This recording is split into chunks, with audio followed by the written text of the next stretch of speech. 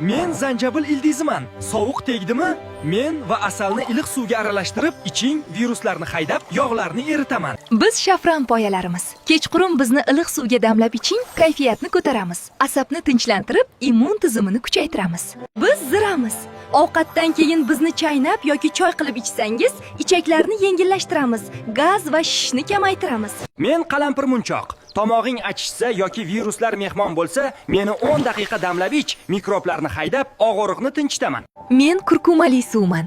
Har tong meni yarim choy qoshiqda iliq suvga solib ichsangiz, ichak va jigarni asrab, tanani tozalayman. Biz qora murchmiz. Bizni yanchib kurkuma bilan ichsang, kuchimiz 100 barobar oshadi. Mikroblarga yo'l bermaymiz va tanangni tozalaymiz. Biz sedanamiz. Ertalab bizni iliq suvga solib yoki asal bilan iching, immun tizimini mustahkamlaymiz va tanaga tabiiy antibiotik bo'lib xizmat qilamiz. Bizni doim iste'mol qiling. Chunki biz tabiiy antibiotiklarmiz. Shunday foydali ma'lumotlarni olish uchun esa bizga obuna bo'ling.